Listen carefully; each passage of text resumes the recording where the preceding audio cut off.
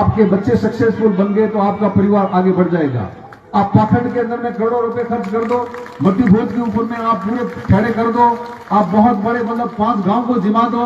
आप गरीब हो गए, आपके ऊपर में कर्जा चढ़ गया, आपकी जमीन बिक जाएगी, आपको कोई पंचायती के अंदर में सेंटर में बुलाने वाला नहीं है और आपको ये खरी खोटी कराने वाला कोई आदमी भी नहीं है जो आपको ये कह सके कि ये फालतू के खर्चे मत करो और इसका पैसा बचा करके अपने बच्चों की शिक्षा के अंदर में लगाओ। हम जब बच्चों की शिक्षा की बात करते हैं तो हमारे पास पैसा नहीं होता है, कहते हैं कि सर टाबोन हेयर में कटू पड़ाओ खर्चो बढ़ो हुए, और उसी परिवार के अंदर में किसी की मौत हो जाती है तो 5 लाख रुपए 7 लाख रुपए आप खर्चा कर देते हो, फिर वो पैसा कहां से आता आपके पास में? उन 5-7 लाख रुपए से तो आपने बच्चे को कंपटीशन करवा करके आप पता नहीं कहां पर पहुंचा दोगे। इसी प्रकार आज कंपटीशन का जमाना है, आज जमाना ज्ञान युग है। इस ज्ञान युग के अंदर में जो ज्ञान प्राप्त कर लेगा वो शक्तिशाली आदमी बन जाएगा। एक हमारे जो संविधान निर्माता थे डॉक्टर भीमराव अंबेडकर ने कहा था शिक्षा शेरनी का दूध है, जो पिएगा वो शेर बन जाएगा। आज के जमाने के अंदर में जिस परिवार ने शिक्षा रूपी दूध पी लिया है उस परिवार के अंदर में शेर निकलने शुरू हो जाएंगे। यदि आप असली अपने परिवारों से शेर निकालना चाहते हो तो आपके परिवारों को शिक्षा रूपी दूध पिलाना पड़ेगा। यदि आप शिक्षा रूपी दूध नहीं पिला सकते हो, अपने परिवार को अमल का दूध पिला रहे हो, तो आपके परिवारों से अमलदार निकलेंगे, शिक्षा शेर नहीं निकलेंगे। आप अपने परिवारों को यदि दूसरे प्रकार के पाखंड के अंदर में मिला रहे हो तो आपको पाखंडी पैदा होंगे परिवार के अंदर में, आप कहीं वैज्ञानिक पैदा होने की मत सोच लेना। हम यहाँ से रामदेवरा पता नहीं कहां की पैदल यात्राएं कर देते हैं और बाद में छाड़े पड़ करके और 3 दिन आकर के पड़ जाते हैं, काम नहीं करते हैं। मैं कहता हूं कि अपने बच्चों को IIT की विजिट करवाओ,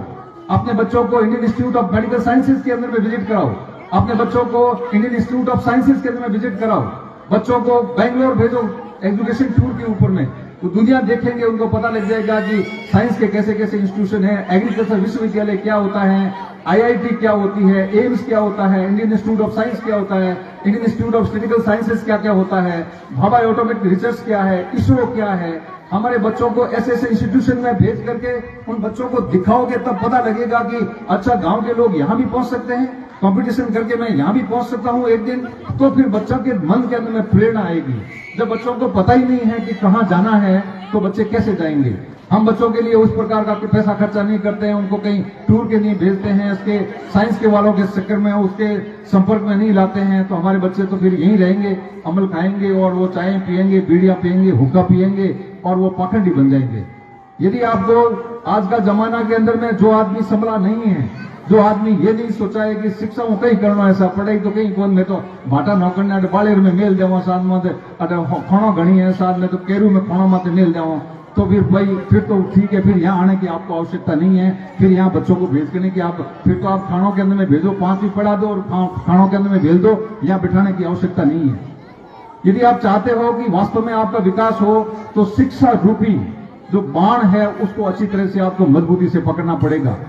यदि आप शिक्षा रूपी बाण को ठीक से पकड़ करके उसको आत्मसात कर लेते हो कि मुझे अपने परिवार की शिक्षा के लिए सब कुछ जो भी करना पड़े करूं, उसके लिए मुझे कहीं भी कंप्रोमाइज नहीं करूंगा, बाकी खर्चों को मैं कंप्रोमाइज कर दूंगा, बाकी खर्चों की तरफ मैं ध्यान नहीं दूंगा, वो खर्चे 0 हो जाएंगे, कोई बात नहीं। रोटी यदि आधी खा रहे हैं तो आधी से काम चल जाएगा, उसमें से थोड़ा कम कर दो। धोतियों फाटड़ो है तो फाटड़ दो, कोई बात नहीं, उसे कोई फर्क नहीं पड़ता है। यदि फाटे धोती का आधी रोटी खाने वाला आदमी भी अपना पैसा बचा करके अपने बच्चे को कलेक्टर बना देता है तो उसके बाप को कल स्टेज के ऊपर में बुला करके 100 आदमी साफा पहनाने के लिए तैयार हो जाएंगे कि तो कलेक्टर साहब रो बेटो ऐसा, बिल्कुल एकदम उसमें आपको आप आजाद देंगे। तो ये जो आपको जो सोचने की जरूरत है, बच्चों को भी चाहिए कि वो अच्छी संगत के अंदर में रहें। गांव के अंदर में मैं भी यहाँ पढ़ता था, जिन जिन बच्चों की अच्छी संगत थी वो बाहर चले गए पढ़ने के लिए, उनका जीवन अच्छा हो गया, उनको आप प्रेरणा स्रोत के तौर पे मानते हो। आप जिन बच्चों की संगत अच्छी नहीं थी, जो गुरुजनों का कहना नहीं मानते थे, उनके अंदर में पोलाइटनेस नहीं थी, विनम्रता नहीं थी, वो बच्चे कहीं भी नहीं पहुंच पाए। बच्चों को समझ में आने की आवश्यकता है कि विद्या ददाति विनयम, विद्या ददाति विनयम। बच्चों में मेरे साथ रिपीट करेंगे सभी, विद्या ददाति विनयम, ये क्रक्स है आपके जीवन का।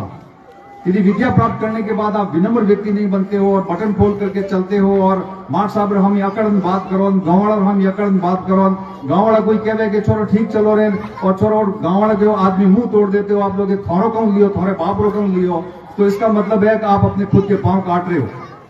आप ये सोचना कि आपके अंदर में ये जो घमंड है, जो थोड़े दिन का घमंड रहेगा, ये आपका 20-22 साल की उम्र के बाद में जब घरवाले बोलेंगे कमा के लेके आ, और जब आपका घमंड के अंदर में आप कहीं पहुंचोगे तो आपको कोई भी नौकरी के अंदर में नहीं लेगा, कोई धंधे में नहीं लगेगा। लोग कहेंगे वो घमंडी छोरा और काम रोको यहाँ पर है। तो आपको शिक्षा के माध्यम से सबसे पहले ये सीखने की आवश्यकता है कि आप विनम्र बने, आपकी भाषा सभ्य हो, आप अच्छे लोगों के संपर्क के अंदर में बैठे हैं।